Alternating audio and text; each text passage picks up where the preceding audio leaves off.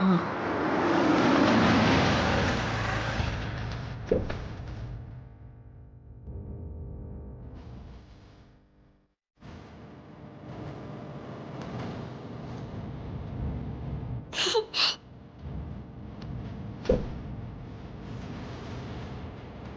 അല്ല, ഇതെന്താ പോയതുപോലെ അല്ലല്ലോ വരുന്നത്?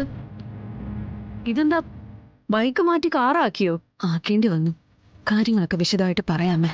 തലനാരിഴയ്ക്കാ ഒന്ന് രക്ഷപ്പെട്ടത്.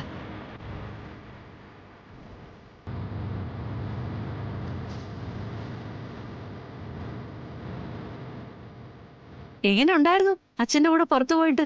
റെസ്റ്റോറന്റിലേക്ക് കൊണ്ടുപോയത് അച്ഛനാണെങ്കിലും തിരിച്ചു കൊണ്ടുവന്നത് അമ്മയാണെന്ന് മാത്രം. എന്തായാലും അച്ഛനുമായിട്ട് ഭക്ഷണം കഴിക്കണമെന്നുള്ള മോഹം നടന്നല്ലോ. ഇനി അതിന്റെ പേരിൽ വാശി കാണിക്കില്ലല്ലോ. ഇല്ല, ഇനി അച്ഛനെ ജോലി ചെയ്യിക്കാൻ സമ്മതിക്കാതെ എപ്പോഴും വരണമെന്ന് നിർബന്ധം പിടിക്കോ? അതും ഇല്ല. എന്നാ പോയി എഴുതാനുള്ള എന്താന്ന് വെച്ചാൽ എഴുതിക്കോ. ഇനി ഇവിടെ കറങ്ങി നടന്ന് ഹോംവർക്ക് ചെയ്തില്ലെന്നും പറഞ്ഞ് ടീച്ചറിന്റെ വഴക്ക് കേൾക്കണ്ട. ചെൽ.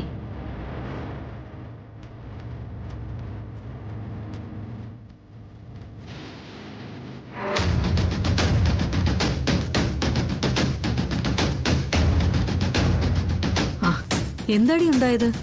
റെസ്റ്റോറന്റിലേക്ക് വിഷ്ണുവേട്ടനും സത്യാമ്മയും എത്തിയമ്മേ. അയ്യോ, അച്ഛനെ ബിഗ് ഫ്രണ്ടിനെ പരിചയപ്പെടുത്താൻ വേണ്ടി സത്യ വിളിച്ചു വരുത്തിയതാ. എന്നിട്ടെന്താ, ഈശ്വരാനുഗ്രഹവും അനുവിന്റെ സഹായവും. അതുകൊണ്ട് വലിയ പരിക്കുകളൊന്നും ഇല്ലാതെ രക്ഷപ്പെട്ടു എന്ന് പറയാം. സത്യയുടെ മുന്നിൽ വെച്ച് ആ രൂപത്തിൽ വിഷ്ണുവേട്ടൻ എന്നെ കണ്ടിരുന്നെങ്കിൽ ഞാനിപ്പോ ഏത് വേഷത്തിൽ വന്നാലും വിഷ്ണുവേട്ടൻ എന്നെ തിരിച്ചറിയാൻ പറ്റില്ലേ? അവിടെ കള്ളങ്ങൾ പൊളിഞ്ഞ സത്യക്ക് മനസ്സിലാവില്ലേ നമ്മളെല്ലാവരും കൂടി അവളെ പറ്റിക്കായിരുന്നെന്ന്? ആ കൊച്ചു മനസ്സിനത് താങ്ങാൻ പറ്റിയില്ലെങ്കിലോ? പിന്നെ അത് നമ്മൾ തന്നെ കാണണ്ടേ? അച്ഛനെ കാണണമെന്നും പറഞ്ഞ് വാശി പിടിച്ച് ഭക്ഷണം കഴിക്കാതെ കിടന്നൊക്കെ അമ്മയ്ക്കറിയാലോ. ഇപ്പൊ ആ മനസ്സ് ശാന്തമായിരിക്കുന്നത് അച്ഛനെന്നൊരാൾ അവൾക്കുണ്ടെന്നുള്ള ആശ്വാസത്തില. അതിപ്പോ അങ്ങനെ തന്നെ പോട്ടെ. കവികള് പറയും പോലെ ജീവിതമാവുന്ന നൗക കാറ്റത്തും മഴയത്തും ആടി ഉലഞ്ഞ് എവിടെയാണെന്ന് വെച്ച് അങ്ങ് എത്തട്ടെ. അതുവരെ ഇങ്ങനെയൊക്കെ അങ്ങ് പോവാം.